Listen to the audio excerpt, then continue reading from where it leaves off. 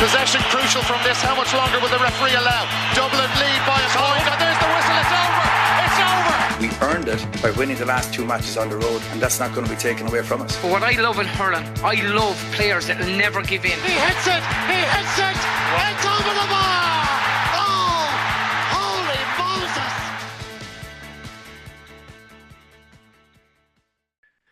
Hello, welcome to the RTÉ GAA Podcast. Mikey, Stafford here, and I'm joined by Eamonn Fitzmaurice and Rory O'Neill to look back on the football weekend. How you doing, gents? Good, Mikey. Very good. Mikey. Nice day, finally. Yeah, gorgeous. For those of you listening, the sun is shining. We will be joined by Shane McGrath to talk about hurling, but before that, we're going to have Shane McGrath and another fine hurler, Eamonn Fitzmaurice, together on the podcast, just so we can address a lot of the gripes and the moaning and groaning, not from the two lads specifically, but from unlike Micheál Murrahurtig's famous line, Eamonn is from a hurling stronghold. Indeed, he is. Yeah, it's that time of year where football people aren't happy, hurling people aren't happy, television viewers aren't happy, nobody's happy. So there are obviously issues at play. It's not just a love of unhappiness. That is probably a factor. So we're going to just discuss a few of the issues around championship structures, etc. Which is another way to kind of stop Rory discussing championship structures outside of that 10-minute safe space. Jackie's on holiday, by the way, but it's also in my contract that I'm allowed to present a podcast anytime Wexford have a historic victory. So we'll get to that with Shane. But first of all, to matters, big ball. Eamonn, you were in Salt Hill on Sunday to witness Galway. Galway's historic in its own right, 3 in a row, kind of come from behind win over Mayo, their old rivals.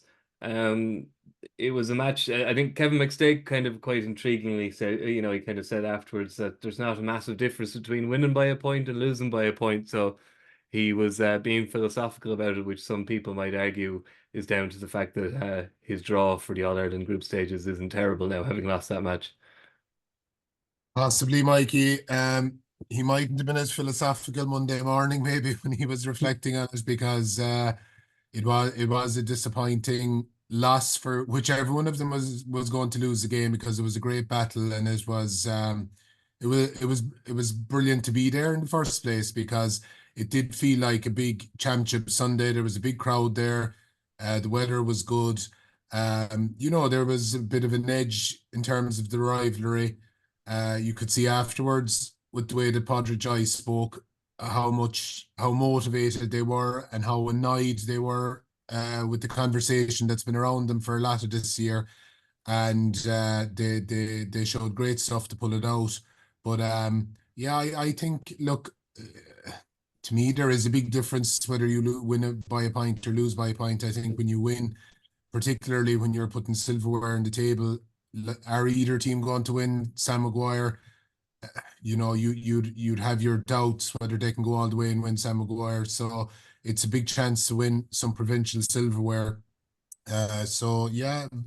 Great win for Galway. They're due a lot of credit, because I did expect them to perform, to be honest. I did expect them to react to the Sligo game, but I still felt that Mayo would probably win beforehand. I just felt that to go from where they were in terms of all the absentees and to get them up to the level that they needed to be at, it was going to be a big ask in 2 weeks, but they did. And they, obviously Damien Comer's performance was a huge part to that. And Rob Finnerty benefited, I think, from having Comer beside him as well. And his performance was excellent as well. I think he's the top scorer from playing the championship now as it stands, Rob Finnerty. So impressive from Galway. I would say Mayo would have been disappointed though afterwards, and they reflected for sure, Mikey. Yeah, we'll get back to Galway in a minute, because I would like to kind of focus on them as the winners of the match, and they're kind of quite interesting. But Rory, Mayo, to me it seems in the last couple of years, and like it predates Kevin McStay, I think, not to say it's down to him, but you get the impression that Mayo are losing a lot of these close games now that previously you kind of bank on them to win unless they're playing against Dublin. Like maybe it's the youth, maybe it's to kind of they've lost that kind of core of players, bar a couple of notable exceptions like Aidan O'Shea and Cillian O'Connor. But they're now losing those close games that used to be almost the hallmark of Mayo to win.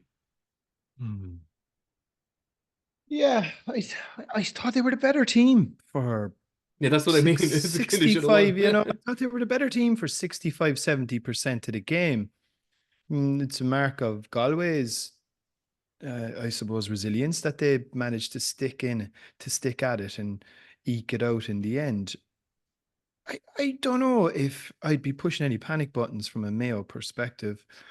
Um, are they a worse team? I mean, they were 2 points up in the 70th minute. Now, the 3 scores that Galway got to win it were all dead balls. The game at that stage, you would have probably hoped would have become a little bit more unstructured, and maybe that sometimes favors Mayo, where they can play with that sort of freedom coming down the home stretch. But I mean, as a game, I thought it was top class. I thought it was a brilliant Connacht final. I think it represented everything that's good about provincial football, to be honest. And for some of the people that might be writing the epitaphs of provincial football championships and finals, particularly, I think the weekend just gone. Big crowd in New Cusack Park and a big crowd in Pearse Stadium probably blips that particular argument on its head, or certainly gives a lot of grist to the mill for the provincial councils when they're going into face. I'm not sure 12,000 at a Munster final kind of It constitutes a still, big crowd. it still looks good. It looked good on TV. The stadium itself looked busy. There was a lot of colour there. It's as much as you could have probably hoped for, I think, to a certain extent. And it was, but I think like as a game, it had full court presses, as they now like to call them, at different times. It had teams dropping off. It had teams looking to play quick counters. It had flight goalkeepers. It had games of lob the keeper. It had kind of all the modern ingredients for modern intercounty Gaelic football. Sometimes that maybe doesn't exactly suit Mayo, but I thought they showed a level of patience and a level of grit, and they were right in there right at the very end. Now, a couple of decisions, I suppose, look, maybe, one day you get them and one day you don't, but I don't necessarily see them being disparaged in some way that I wouldn't necessarily see their standing in the overall picture being too diluted by what ultimately happened in the last 5 minutes. I think, would I call it a smash and grab? That's probably been a bit harsh on Galway as well, but I think from a Mayo perspective, there was a few things I think that they probably do need to tidy up on. The one big aspect for me in the game, and I know Kevin was questioned afterwards in relation to the decisions towards the end. If I was in Kevin's shoes, and I'd imagine knowing Kevin, this is exactly what he might be thinking. I think Kevin would be slightly more annoyed when you go after a short kick out and you rumble that kick out twice, right? And you get nothing out of it. Now, even at club level, Mikey, if you rumble a short kick out, it's a score, and it's nearly a goal. It's nearly 100% a goal chance, right? They did it twice and got nothing out of either one, and you really do need to be converting those. Having said that, the big chance that Galway got as well, look, that was a bit of a goal line scramble, and how that stayed out, I don't know. How that stayed out. But look, I think overall, yeah, they'll be disappointed to lose to Galway again. That'll definitely, that'll annoy them. But I don't know if it changes a huge amount heading into the round robin. Not to play Tuesday afternoon quarterback here, Eamonn, too much, but were you surprised that Aidan O'Shea was substituted with the game still in the melting pot? They were 11-8 up at that stage as well, I think, weren't they? Yeah. Yeah. He had a big impact in the first half in terms of getting on ball, Mikey, but ironically, or for whatever reason, it still seems to be such a work in progress for them that he was winning, but he had a great battle off the ball with Sean Fitzgerald, and he was showing hard and showing well, and they did manage to get him on a bit of ball, but in terms of the lads around him timing runs off him and crashing off him, that bit of kind of chemistry or synchronicity was missing the last day, and they didn't get as much joy, I felt, off him as obviously Galway got at the other end of Damien Comer, but he was peripheral in the second half. Then Mikey, he wasn't in the game much. Now they could have done with him at the end when they were under pressure on their own kick out, and he would have been a good option to have gone long to, to try and win a ball when they were under a bit of pressure. It seems to be a thing that they've done throughout the year, that when Cillian O'Connor's coming off, Aidan O'Shea goes off, that they seem to be kind of dovetailing with each other in terms of minutes, whether it's something around their age or whether it's a legs thing or something, I don't know, but that's something that the Mayo management have done throughout the year. So maybe it's something they'll think about going forward, just from the point of view of the bit of leadership. But as Rory said, they were a couple ahead at the time, and they probably felt the game did feel like that. I felt watching it that Mayo were kind of about to take over and squeeze Galway and kind of kick for home. But in fairness to Galway, they responded brilliantly, and they really, really grounded out, and you have to give them massive credit for that. And the Galway substitutions worked so well. Shane Welch not starting him, and even though it took him kind of 15 or 20 minutes to get into the game, he had a massive impact there in the last 15, 20 minutes, and that worked very well for Galway. So, it's often the way, isn't it, when you win, that the kind of decisions and those substitutions and calls that you make, they pan out the way that you'd like them to pan out, and then when you lose, it doesn't quite work out as well. Yeah. You mentioned him as the top scorer. Oh, sorry, no, that's his partner Finnerty, Rob Finnerty. But Rory, I'd say Damien Comer, there's not too many footballers more enjoyable to watch playing the game, really. And I'd say there's not many footballers more disagreeable to mark in football than Damien Comer. He's just phenomenal. He's some kind of a throwback, that he's just a delight to watch playing the game. Oh, really. yeah. And he I know people go on about Shane Welch and the impact that he has, but Shane Welch was dropped for Sunday. Let's be perfectly honest, Shane Welch that was a selection issue. And I think from a Galway perspective, I think they are quite a defensive team. And so for instance, I'd be very interested to see when they come up against Derry, where you really do need to defend from 15 back, right? Because Derry are going to come at you in waves. Will Shane Welch start that match? I'd have my doubts, but you can be damn sure Comer will. And it's just kick it into him any way you want. High, low, he'll come out. He's the ultimate team player. He'll create, he will lay off, he shows leadership. I remember seeing him for the first time, I might have said this to you before, Mikey, in an under-21 final as it was back then. Janie, how many years ago was that? It was down in Limerick. Galway were playing Cork in under-21 final. I think Aidan Walsh and a few others. Ago, anyway. It was at least 11, 12 years ago. And he was just extraordinary that night. Cork couldn't get a handle on him at all. And I was just looking at this guy going, wow, what a player Galway have got here for the next however many years. Injuries have obviously been a big issue because he's such an attritional player, and he's so physical, and he's so brave, and he's so courageous, and he gets stuck in as well on top of everything else. He's a nightmare, I'd say, to mark. You definitely need a +1 with him. Like, you need someone to give you a dig out. I wouldn't have any fault with McBride for the situation he found himself in one-on-one, because he's just, he's just such a handful, and was absolutely man of the match by a good distance. And I think, it meant a lot to them. And I think it was a real signature performance insofar as a signature victory, because their year really had been very stop-start. I think Comer himself mentioned in an interview post-match that they'd only got 8 or 9 on the field in a training session just before Christmas, which I thought was extraordinary. It'll give you an indication of how many injuries they have been dealing with.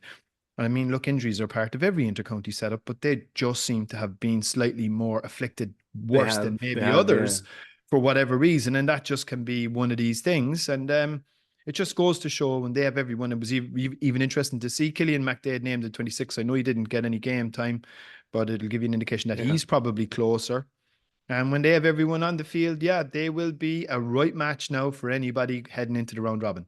That leads me nicely on to what I was going to ask Eamonn next. Eamonn, it's interesting, like when you list off, like Comer is one of them, McDade, obviously, Shane Walsh, Liam Silk, Sean Kelly, Matthew Tierney, Conroy to an extent. Lads have got not very many minutes in the league.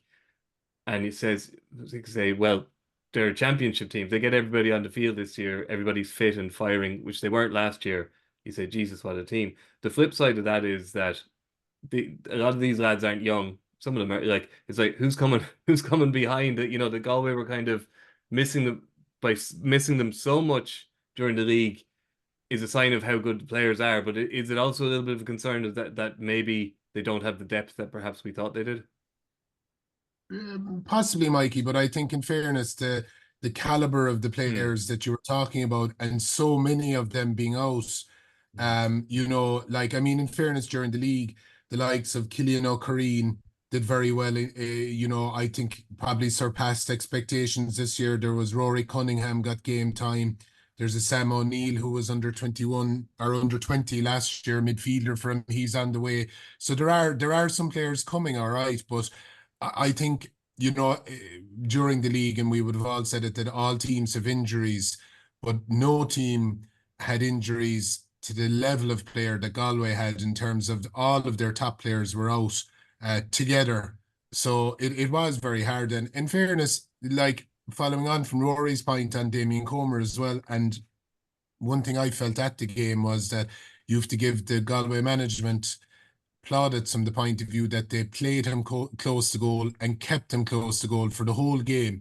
He came out for a couple of kickouts and won a couple of kickouts, but in the past, we've seen him going back all the way into his defence, tackling, being part of counter-attacks and everything. But himself and Rob Finnerty stayed up, and they'd shape to use him. Then they were able to kick ball inside him, and we saw unfolding what unfolded. So he probably doesn't have the miles in the legs either yet to be up and down the pitch like he would have in the past, but the way he played, you'd be saying keep him as close to goals as much as you can. But no, I think the ironic thing about it now, the way it's panned out, Mikey, is if they can keep all of those players fit and get them up to that level of kind of match fitness, they're fresh. They're coming into the championship completely fresh. They're in great shape. They're, that some of them, the likes of Sean Kelly, will need a bit more football to get up to his real top level. Shane Welch similarly will benefit from what he got the last day. Getting Killian McDade back in. Matthew Tierney looked very good when he came on. So, the way it has worked out, I know they would have been gnashing their teeth going through the league, and they would have been impatient, but with everyone back and everyone fit and keep them fit, they're going to be fresh, and they are going to be a handful for sure. And just one special mention as well, Mikey. I do think it's important to give Conor Gleeson a shout out, because he's a goalkeeper he's a goalkeeper that I think it was 2 years ago against Armagh where they had the game almost but sewn up and a couple of high ones into the box, and he maybe took a bit of criticism maybe for, goalkeepers generally do when those sort of Hail Marys go in and end up in the back of the net, even though I sometimes think it's a bit unfair in a goalkeeper. And there's about 10 lads rushing in on top of you to try and punch the ball into the back of the net. He lost his place at times where they were trying Bernard Power, etc. And, I think for him to make a couple of great saves, to kick that winning score at the end, hold his nerve at different times where he is playing that fly keeper to a much smaller extent than what Oran Lynch will be doing above in Derry. Actually both goalkeepers, Reap, the absolute cojones on Reap there. It was like a fella playing snooker and he's trying, like he mentioned it at one stage, Eamonn, in commentary, the risks he was taking with those short kickouts. It was incredible how, it was really small gaps and little windows that he was trying to squeeze this ball through, but it'll give you an indication of the fine margins that they are prepared to take risks with the kickout these days to get the safe one away. Okay, we'll move on. Maybe not so safe. Yeah, they're safe when they get to their intended target. We'll move on to the Munster final. We'll only spend a couple of minutes on this because Rory's already mentioned the crowd, which is one of the plus points, and it may come up in the next section with Shane. Jack O'Connor was finding the positives, Eamon, in not scoring 5 goals against Clare this time, because he says it means that they won't go into the group stages feeling too good about themselves. So you can say one thing about Jack O'Connor: he's the eternal optimist. Well, after winning the Munster Championship, he would have been in good form, in fairness, Mikey. But look, I think from the Kerry perspective that again, it was a case of job done. Again, they'll be looking at things, that they would have liked to have scored a goal or two when the chances presented. There was a couple of goal chances against them that they'll be looking at. I think you have to credit Clare. More so than, kind of saying where Kerry at. I think you have to give massive credit to Clare, to the job that Mark Fitzgerald is doing there. It's, you know, considering we all know all the players that they've lost and everything else, but just going in terms of the winning margin, conceding those 5 goals above in Limerick last year, they've come a long way in 12 months.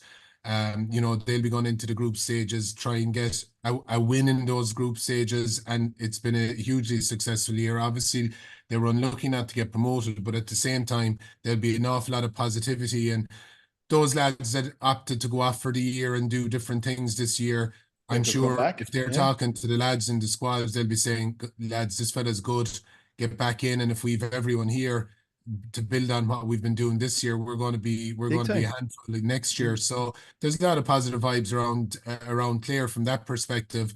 Kerry, yeah, look, last year, Kerry obviously won that Munster final, went in then and got caught in Killarney by Mayo, and they were very kind of undercooked that particular day, whereas they're going to be very much on guard going into the Monaghan game in Killarney this year in a couple of weeks' time. So again, I think in Kerry there's this kind of feeling of being a bit underwhelmed at the moment, whereas I'm not really. I'm kind of in a position where I think that they're getting the job done. There's still a good few of the lads that have gears to go through, which is fine at this time of the year. Now they need to start going through the gears over the next couple of weeks and, you know, start improving and hit Crow Park then for the quarter final, really coming towards top gear. But I'd be fairly positive. There are things to work on, which is great. You don't want to be the finished article at this time of the year, even from a training perspective, and having those things to get your teeth stuck into is good. So I'd be positive. I'd be a bit like Jack in the optimistic front as well, Mikey there. Maybe it's something you need to be Kerry manager. Although maybe it's easy to be optimistic when you're a Kerry football manager. I don't know. Rory, one thing I suppose Jason Foley's return was very welcome by folk in the kingdom, but it didn't stop them coughing up a fair few goal chances, which was one thing Jack O'Connor mentioned after the game. But I think Kerry will always cough up goal chances, because their play reasonably, in the modern game, Kerry are as attacking, outside of Dublin, Kerry play probably the most attacking brand of football. They will keep, you won't see David Clifford going back in his own half back line. You probably won't see Sean O'Shea. The furthest you'll see him maybe is drifting out towards midfield. They will keep players up. So as a result, that's going to leave you slightly more exposed. Where Kerry in the past have always been, I suppose, blessed, is that they've been blessed with mano-a-mano defenders that don't really need that +1 or protection, and possibly in the modern game you just can't get away with that now anymore. Every team is so well drill trained in the physical conditioning. You can see lads just have so much pace and power now, and like if you won't cough them up if you're playing 10-12 behind the ball, but Kerry won't play that way. So that's not to say that they're playing this Brazilian silky brand, because I don't think any intercounty team is, but they do play a slightly more adventurous and a slightly more advanced brand of Gaelic football. And as a result, you will every now and again leave yourself exposed. But look, the reality is they're going to outscore you 9 times out of 10. They will do that to nearly every team. It's just on those bad days where maybe they shut down a Clifford or 2 and Sean O'Shea, and then all of a sudden then you're dependent on your supporting cast to rack up a big enough score. I think Kerry are absolutely fine. I think Jason Foley coming back, it's great to see Brian Biogliuk back in. I think he's been a big he's a massive player for Kerry, just in terms of go forward ball and that defensive solidity. I think he gives a lovely mix on that front. I know he was taken off, but he wouldn't be back all that long injury wise. Eamonn, would that be fair? No. He was only back, I'd say, you know, the fact that Graham O'Sullivan had that groin tweak, he probably ended up playing more than they would have probably expected. But yeah, I agree with you. It's massive, even for himself personally, because he's had a very frustrating 12 months with different niggles and knocks and illnesses and every kind of a thing. So it's great to see him back. And look, I think the only negative, really major negative, I suppose, from a Kerry perspective, that Gavin White injury did look like a serious one. You'd hope that's not something that's going to knock him out in the short or medium term. But other than that, I think they're going well. Like, one of the things I'm hearing quite a lot of, Mikey, is, Kerry haven't shown us anything new, or Mayo haven't shown us anything new, or Galway haven't shown us anything new, or Derry, or all these teams. The unfortunate reality is the only team that has shown any sort of diversity in terms of personnel, game plan, and the way they want to play it is the team that everybody is chasing. And that's the real difficult vista. You know, Dublin are the only team, from what I can see, that have actually, you know, improved their personnel, put a huge depth into their panel. Oh, Derry, in fairness. Dublin, Derry still couldn't beat Dublin standing on one leg with half the team basically. They have a better panel than last year, though. Yeah, who's Derry do? Yeah. Yeah, and that's fair enough, and they're probably playing a more evolved game. Fair enough. Which look, we saw some of the manifestations of that the last time round. But I do think it is the case that the chasing pack have just not caught up right across the board, and Dublin have maybe stretched on a little bit. Now, will we know exactly where Dublin stand after next Sunday? Obviously not, but I think Kerry are in a good place. Okay, and Eamonn, you say, you know, there's gears left in some of these fellas. I'd be interested. I know you haven't managed in this structure, but you're probably not looking to be peaking for Cavan at home either way, and presumably Louth in a neutral venue. You don't want to slip up. You want to get straight into the quarterfinals, but you're probably not going to see peak Kerry in their next 3 matches either, are you? I think that first game at home to Monaghan is going to really concentrate the minds. To be honest, Mikey, I think they'll be thinking back to last year when Mayo had that kind of extended break in the lead into that game, and they came with all guns blazing. They played very well, and they were a better pitch than Kerry that day in Killarney. So they'll be wary of Monaghan. We haven't heard anything from Monaghan since they've been beaten. They've had that time to gather themselves. They had a lot of injuries as well. Will they have all of those lads back? Will they be, back up to full strength?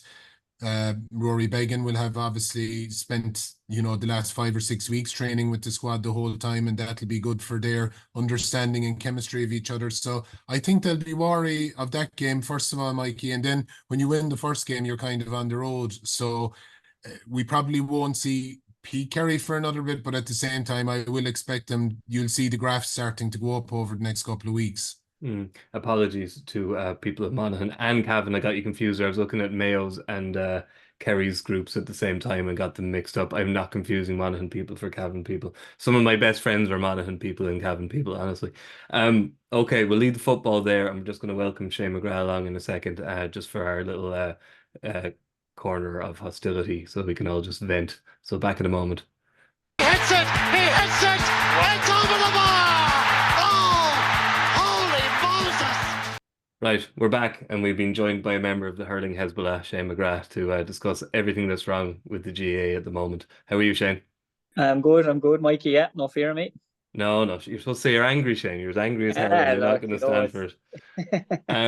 Yeah, listen, we just wanted to do it does seem that newspapers, podcasts, etc. have been taken up at the moment with a great deal of, shall we say, disquiet with all things GAA at the moment, and I think it probably all stems from maybe a couple of issues. One being the calendar, another one being kind of broadcast rights deals, where obviously we have skin in the game here. Not that anybody on this podcast actually negotiated any of the broadcast deals, but obviously RTÉ are a player in it. So first for you, Shane, because this probably a commonly held view, one I'm actually seeing quite regularly now on Twitter, which you shouldn't take as real world, but should every single Munster Championship match be on the television, in your opinion, Shane? As a man who works in radio. I do think it's the best thing the GAA have in regards to championships. It's the most exciting one. Should every one of them be on the telly? I suppose, was every one of them on the telly before? I'm not too sure were they. We have the option now of GAA Go, obviously, to show. I think the frustration is when the bigger ones, say, or when the match is an absolute classic, which seems to be the way with the Munster Championship, more often than not. I think people's frustration grows. I think GAA Go has definitely improved as regards, the programming, even the Wi-Fi issues that were there. I don't think, I can only speak for myself. I know that GAA Go is working very well with us. Should all the Munster Championship matches be on the telly? I think where possible, I think they should. If we're trying, what I'm trying to say, Mikey, is the Munster Championship is the best hurling championship that's out there at the moment. Now, Leinster are giving a good run for the moment this year, right? But as regards excitement and everything, that's the best what we have to advertise right now. And I suppose when you want to get hurling out there, or any sport out there, what do you show? You show the very, very best of what you have as much as you possibly can. And I suppose, yeah, in my honest opinion, yeah, I would be trying to get as many Munster Championship hurling matches on the telly as possible. Eamon, as a football man, would you be happy for no football matches to be on the television for the first month of the championship to facilitate hurling's wish? It used to be like that, I'd say, Mikey. Kind of, if you went back to maybe the time of Super 8s or even previous to that, the month of May, really, in early June, was taken up with a lot of the time the Munster Hurling Championship kind of dominated what was being shown, and it was what we knew at the time, and I don't think anyone took too much notice of it. Look, there's so many knock-on effects with the split season in terms of there's so many quality matches on every weekend and everyone wants to see everything. It's hard to get everything on. I know part of the rights deal, you mentioned it already, is that the 4 provincial football finals have to be shown free to air. That's part of the deal, to the best of my knowledge. So Correct. A weekend like the weekend just gone by, that takes care of your Sunday. That kind of crowds a Sunday. And then on the Saturday, where GAA Go seems to be the broadcast option on a Saturday, by default, then you've some of those brilliant hurling matches on GAA Go. So whether it's that you have all of the football provincial finals on the same weekend, and it's just a complete football weekend, a Saturday and a Sunday, and you have it as a break from the hurling. You could show more hurling free to air after that. Then I don't know, but it's just that there's so much on every weekend. It's very hard to get it all on.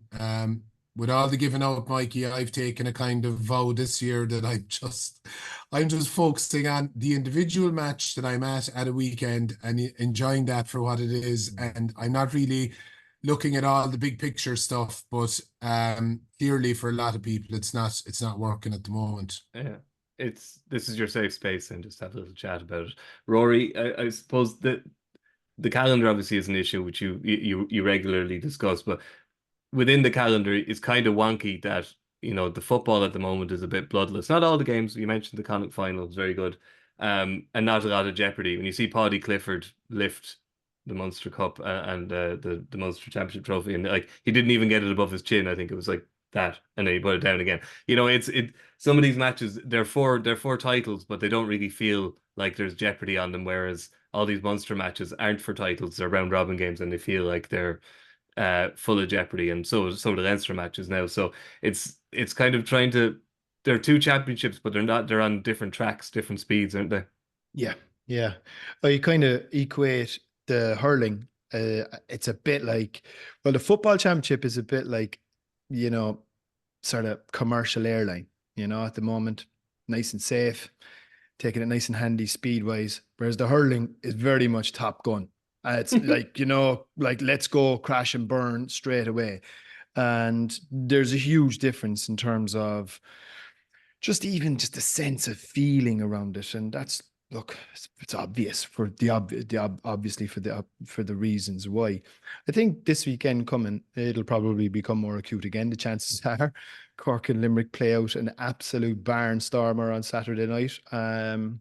And on Sunday, you will have certainly one provincial football final that might be lacking in competitiveness. Let's be perfectly honest. Would it be the case that RTÉ would prefer to show Cork versus Limerick as opposed to Dublin Louth? I'm sure that would be absolutely the case, but that's not the way the contract is currently configured. I think from my point of view, look, we've said this from a long way back. This comes back to a calendar that's in on top of itself. If you go back to the 2018 All-Ireland final, when the original hurling final and football finals were pulled forward, that was the first year of the round robin as well. It wasn't anywhere near the same level of gripes or given out that was going on now, because it was spread out over a much greater period of time, and it allowed a lot more oxygen for the different sports and different channels. Now, I know Sky were involved at that stage, and maybe the GAA Go thing is something that people have a problem with. Personally, I don't. I think from RT's perspective, you do also have to remember is by pulling the entire thing forward into the month of April means you're putting it up against contractual obligations in other sports. RT has a responsibility to show rugby and GAA and soccer and athletics. It's not just a GAA channel. And therefore, you're going to be competing with airtime with women's sports, Women's Six Nations, the URC, all of those types of things. Whereas when you had it pushed further into the summer, you removed a lot of those schedule conflicts and clashes, and it freed up a little bit more calendar space for you to make sure that you could probably put more games on. Because bear in mind, when I started in RT, we used to show 53 or 54 games a year. Now, that's a long time ago. But it was possible, is the point I'd make. Obviously, Park Duffy in his wisdom decided that was too many back then and reduced it to 40. And now I think it's down to somewhere around the mid-30s. But look, I think Eamon's point is well made. I just think like between giving out about calendars, giving out about, I can't see this match, there's too many matches on, there's not enough games on, why can't I see this, when can I see it, like there's a huge amount of giving out constantly being done. I think the big takeaway and the big learning, for the want of a better expression, if I was certainly in the governing body's shoes, I would say, look, there's something wrong here. There's something wrong. Are we going to address it, or are we going to stick our heads in the sand for another 12 months and hope that it resolves itself? We'll finish moaning in a minute, but Shane, Rory mentions the calendar. I think everybody loves the round robin though in hurling. They love the back-to-back games, the nature of it, the fact that it changes week on week, and you're trying to work out the permutations. I don't think the structure of the provincial hurling championships is an issue. Do you? No. No, I don't think so. I do still think it's too early though. Take the time of year out of place, but actually the speed at which the games come, etc., is not a problem. No, that's it. Yeah, no, and I think it kind of maybe because the weather has been good now for the last few weeks, like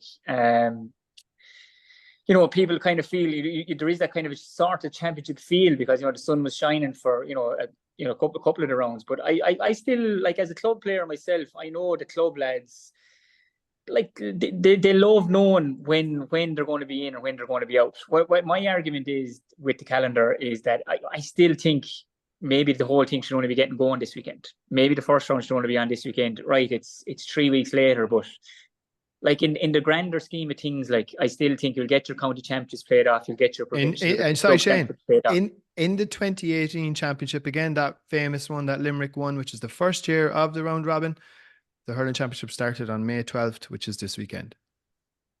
Yeah. You could, like, it's still only going to be 2 teams that are going to be in the All-Ireland final. I mean, the other 30 odd club championships can get going, like, but if it's timetabled, or it's before knowing where your team or where your county's at, you have a fair idea that you're going to be out the end of July, start of August. That won't apply for only 2 club championships. And for the last few years in the hurling side of things, Limerick and Kilkenny, they have both comfortably got their county championships played off, like, because it's well structured, like, you don't, they have groups, the way it's structured is that there isn't any time delay. So look, Shane, and that's a really interesting point, because like when the split season came in, nothing really changed in Dublin.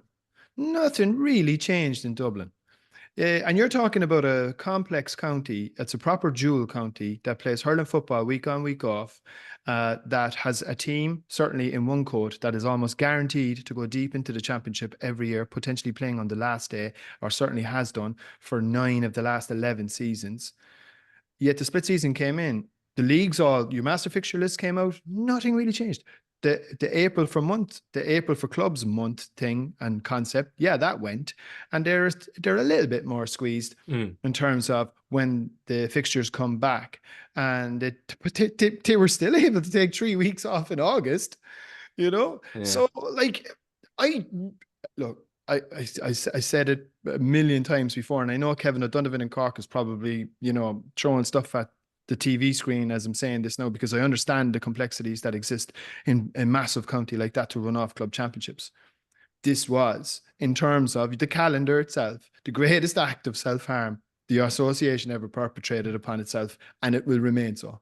Okay, I've just before we let Eamonn go and we actually talk about the hurling, I just want to actually ask you, Eamonn, a hurling question, because as we mentioned earlier, you are from a part of Kerry where hurling is quite popular. Do you think hurling is being damaged at the moment by the number of games being shown on TV and the number of games being shown on GAA Go? Would you fear for hurling in North Kerry based on current broadcast trends?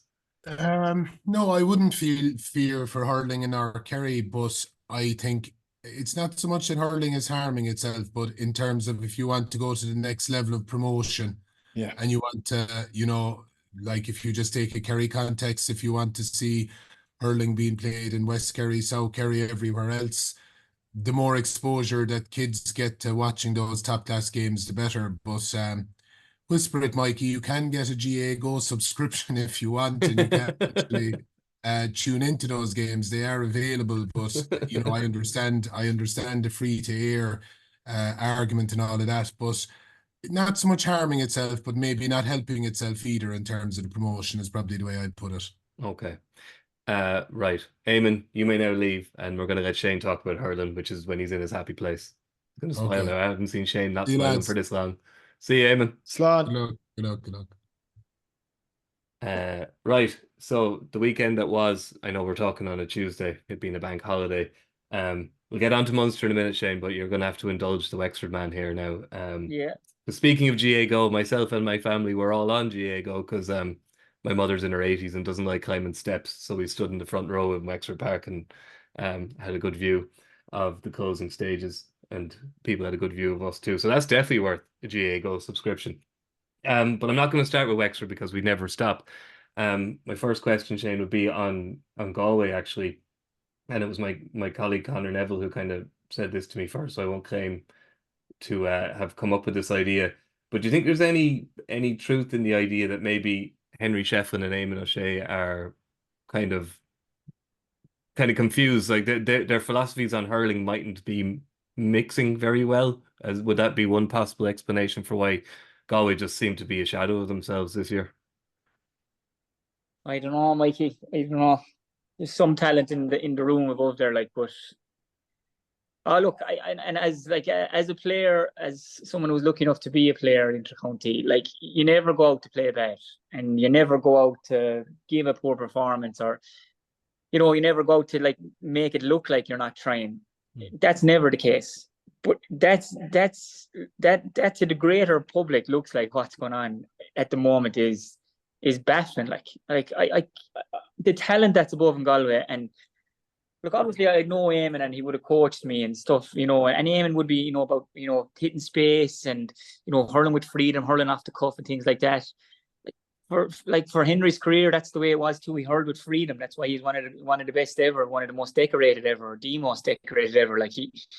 He hurled with freedom. He hurled it as he saw it in front of him. And what they both inherited is a group of players with so much potential, so much talent, so much skill, and they just can't seem to win when it matters most. I don't know what Mahal Donoghue actually did so wrong, that he wasn't even left on as Galway manager, because whatever he was doing, whether he knew the culture or knew the players so well from being immersed in it himself, he got the very, very best out of them.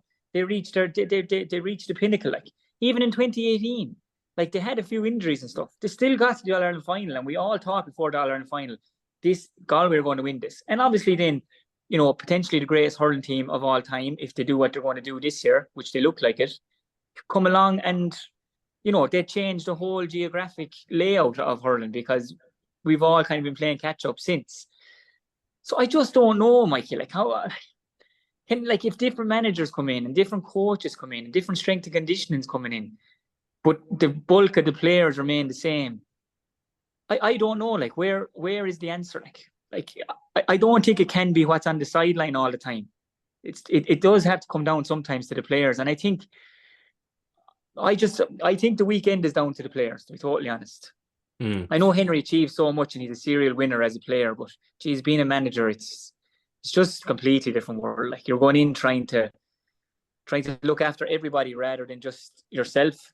It's so hard to do, and I just don't know. I think the answer, what I'm trying to say is, I think the answer with Galway is probably in the mirror for a lot of the players. They have so much talent, Mikey, and Rory would agree, and everyone. I said about their full forward line during last week, I said if I was sitting down to pick a full forward line and I knew that it was going to be Conor Whelan, Conor Cooney and Cathal Mannion, I thought I would be thinking, if we get anywhere enough ball into these lads, we have a chance to win this game. It just doesn't seem to be the way. Wexford, obviously your own county, it's either one or the other with them. There's no middle. It's either we're going up and we can't get any sort of performance, and Antrim turn us over, and rightly so they did, or you're going down and you're giving one of the best performances for Wexford over a number of years now, I'd say. Yeah. And at home. Since the last time they needed to put in a, which is against Kenny last year. Like Wexford are, what was Churchill's line about the Russians? Yeah, like Wexford are an absolute mystery. Like I can't figure them out at all. There's no third gear, Rory. Like it's either first gear or fifth gear or whatever, sixth gear.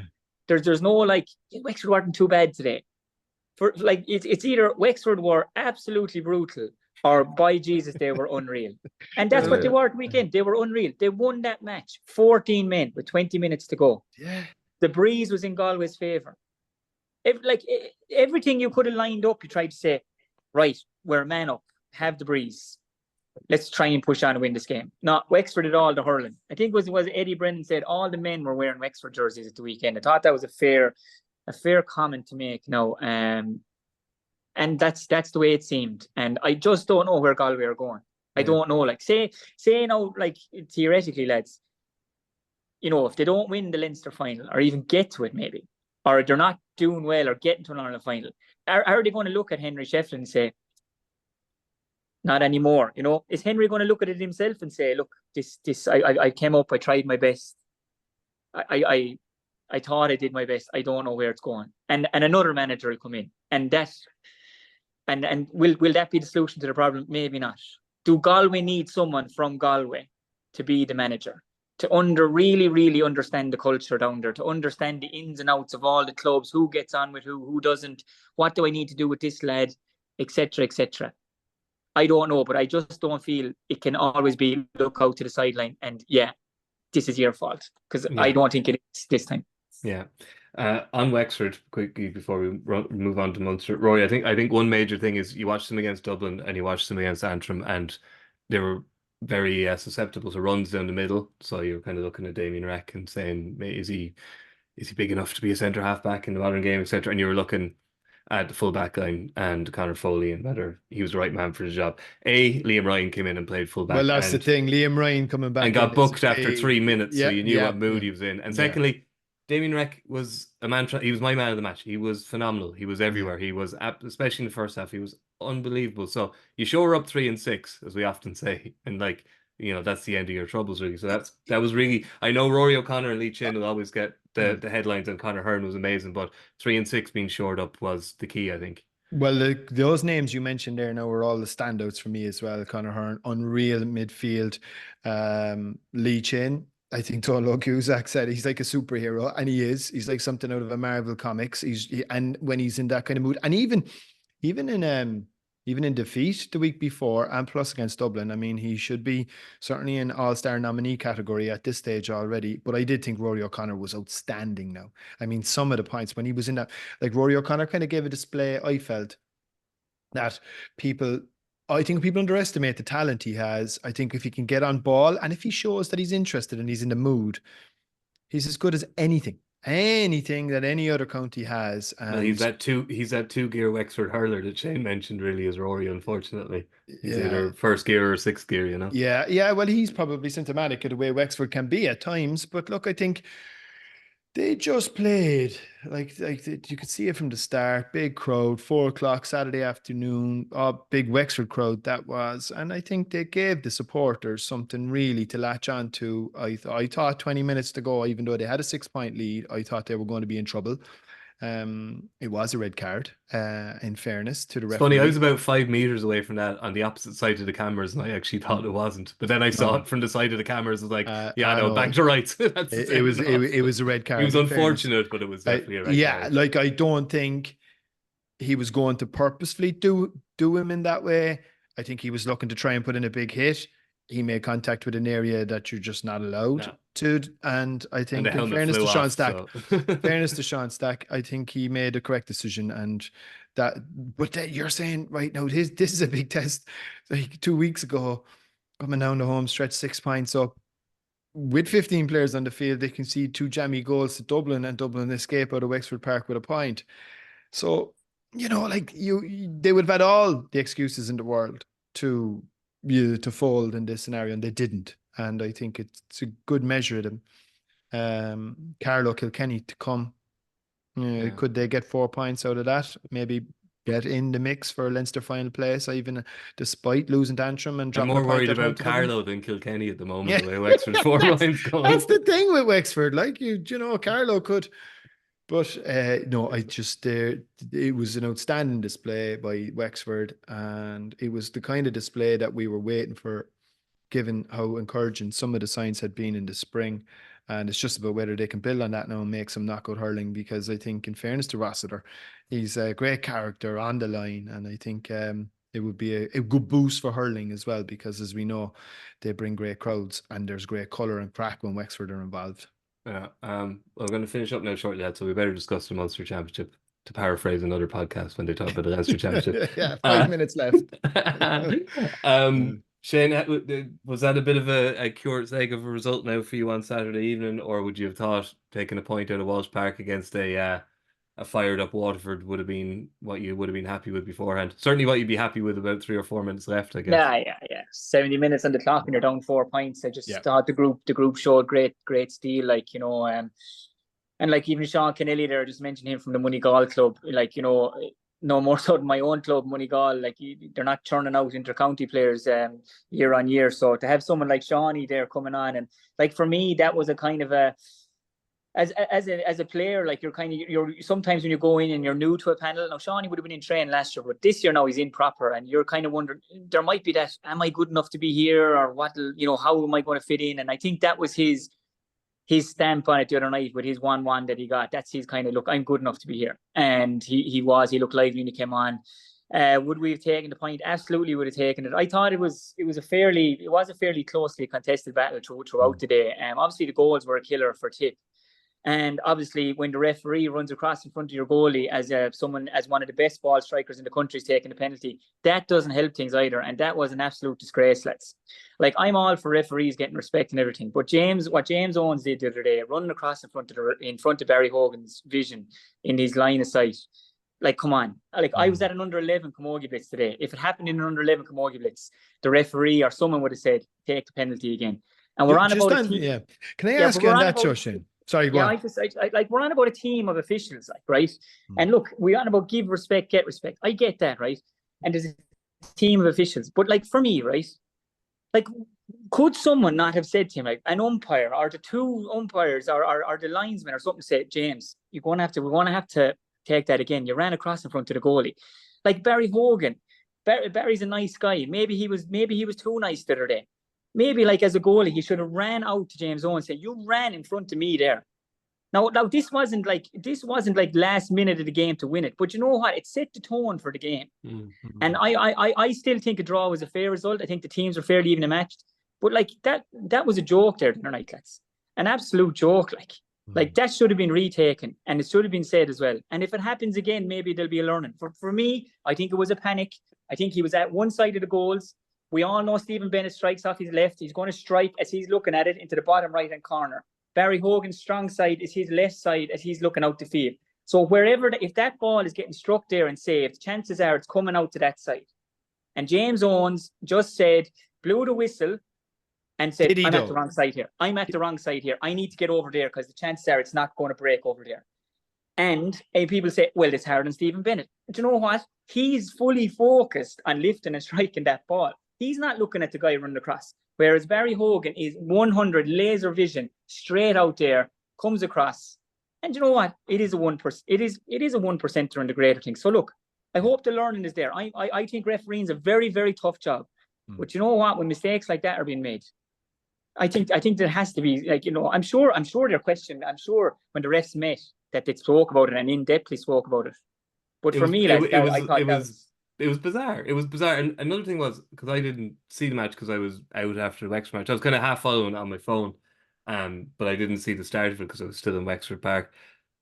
It was picked up very widely by people watching it on TV, but a couple of match reports I read, including one on the RTÉ website, didn't actually reference it. It was kind of like it passed some people by. It happened so quickly. Oh, I know, but you look, Mikey, it's the That's quickest not game to say it should have been let go. I'm just it's the saying it quickest passed game in the people world by. playing in McGrath. And look, this is not a VAR call. This is not a VAR call. We don't need it. We don't need it in hurling. But a team of officials work as a team, and say to him, James, you're going to have to take that again. It's like how can the umpires not have seen this, lads? Really, like they're the two people standing in the same position as Barry Hogan. Like. Yeah. I don't know. And look, this is not to take away from Waterford. I think where they have come from the league, they're giving great performances. Their best players are back playing for them. You're talking about the 3 and 6 that Wexford had. Waterford have that in Prunty and the Burka. I thought when Prunty went off, he was a loss, and Mark Keogh really roared into the game with 4 points from play. But we're talking about the 1%ers, and we're talking about mistakes being made, and we're talking about Henry Shefflin's career being on the line as a manager. Liam Cahill's career as a manager could potentially have nearly been done and dusted if we don't come out with a point the other night. And these things play into the 1%ers, these decisions that are made. And like people might be roaring me, or whatever, and saying, so why don't you become a ref? Look, I know it's a tough job, but geez, lads, don't run in front of the goalkeeper before a penalty has been taken. And if it does happen, just put the hands up and say, got that one wrong. Let's try and learn from mistakes. There you go. Rant over. Sorry. Revenge for the ghost goal. Served cold. Did somebody run in front of the umpires that day? Did they? Maybe they did. No. No, I think your rant is allowed, Shane, because it was mind-boggling. The only thing is, I tried to check because I couldn't really hear on the effects mic. Did he blow the whistle to say that Bennett was okay to actually begin the lift and strike process? Because I couldn't actually hear that. Now, maybe he did. And if he did, well, then, obviously he would have needed to have blown it again to say, hang on. But I think sometimes in a situation like that, if you're a referee and you make a blunder and you know that you've got to rectify that blunder, and no matter what you do, so if he overturns that and says to Bennett, you've got to retake it, right? And next thing Barry Hogan saves the retaken penalty, then all of a sudden he's got this exact conversation flipped on its head. I know, but like say, take the boos from the home crowd to do the right thing. Yeah. No, that is fair. Listen, I thought it was an outstanding game. I have to be honest. It was a brilliant game of hurling in loads of ways. I mean, that middle 8, wow, like the bodies in there alone and the commitment shown by both teams. I think a draw was absolutely a fair result. I loved the go, like, I mean, to go with that little dinky ball for was it Desi Hutchison's goal? Oh yeah, it's a ballsy move.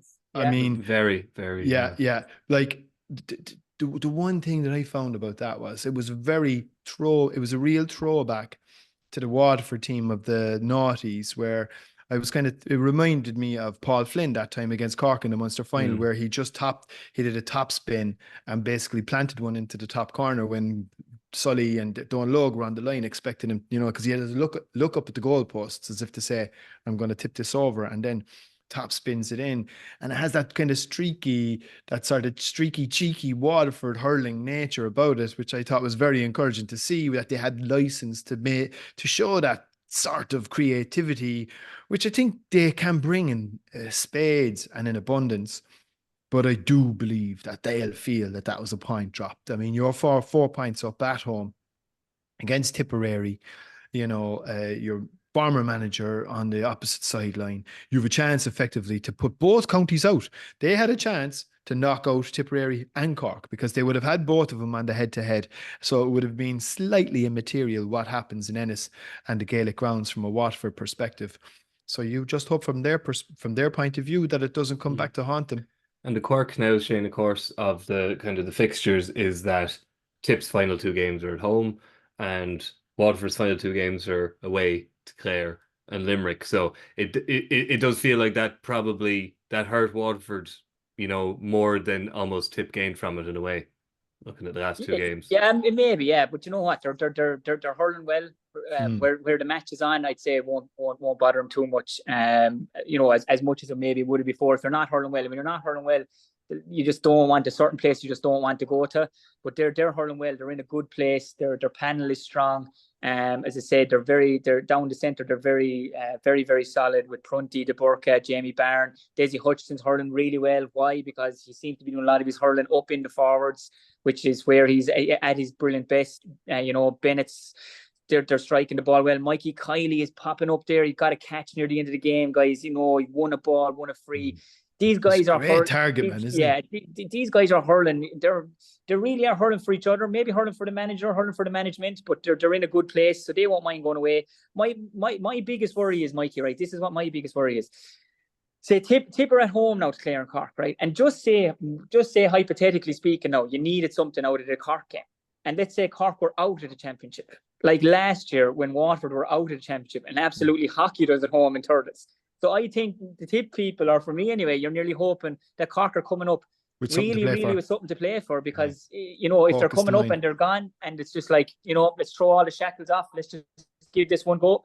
So yeah, I think it's, as we said, it's the Munster Championship. It's delivering. I'm down Cork this Saturday night for what is literally a knockout championship match now for Cork. I'd say the crowd will be good, Rory. Oh, they're saying it potentially will be a record for Páirc Uí Chaoimh from a hurling perspective. It looks like you'll definitely have over 40, maybe 42. It'll feel full. Yeah. It'll be raucous. Rugby numbers. It'll be raucous, raw. And it'll be very interesting. It'll be great. Great. Saturday night will be a great buzz down there. Tipp and Cork last year on Saturday night was class. Cork and Limerick a few years ago, Saturday night was class. And I think this one will be that as well. And look, massive pressure on the Cork boys, but better performance against Clare. So look, Munster Championship, it hasn't failed to deliver yet. No. But I have to say, and I will say this, the Leinster Championship has been brilliant, lads. It's been brilliant. Yeah. It has been brilliant because of the brilliance of Wexford the last day, because Antrim, what they're doing, because Carlow are pushing teams. They've come up in standard. Dublin are, you know, they're dying with their boots on. If they're not going to qualify, they're going to give it everything. Kilkenny are just being Kilkenny are going quietly. It's just unreal, lads. They're quietly going about winning 5 Leinster titles in a row. And Galway at the moment are obviously the most underperforming group in Leinster. The big frustration for people. But the rest of it has been brilliant. So look, can't stop you Munster boys talking about the Leinster Hurling Championship. I did actually have one more Tipperary question for you. The final question of the podcast: does Liam Cahill now know his best 15? No, he probably still doesn't, because one of our top guys last few years has been Jason Ford, and he just seems to find it really hard to get going, Mikey. I've never seen him miss freeze. And look, confidence and in the mind is a big thing when it comes to sport. So I still think he doesn't know his best 15. I'd say he knows 9 or 10 of them. Yeah. And Barrett was immense the other night. Mikey Breen was immense. Mark Keogh, Ronan. Conor Bowe. I thought Conor Bowe played really well. Kynan asked a few questions. He asked the hard question to James Owens to give the free or not at the end. You know what I mean? He really took it on. So look, do we know our best 15? We don't. Are we in a better place than the Limerick game? We're in a far better place, but we still know a lot to do if we want to. If we want to get through this, you know, I'd say 4 points, as you always say, Rory. 4 points will be the magic number. 4 points is the magic number. Yep. Tipp have 1 and a chance to get to 5, and it's an absolutely great chance that it's still in their hands. Like. On that note, thank you very much, Shane. I'll be back again with Rory, I think, on Thursday. Rory, am I? Yeah. We look ahead to Cork Limerick. Can't wait. We'll look ahead with smiles on our faces. All right, Rory. All right, Shane. Thank you very much. We'll chat to you later. Good luck. Possession crucial from this. How much longer will the referee allow? Dublin lead by a point, and there's the whistle. It's over. It's over. We earned it by winning the last 2 matches on the road, and that's not going to be taken away from us. But what I love in hurling, I love players that will never give in. He hits it. It's over the bar.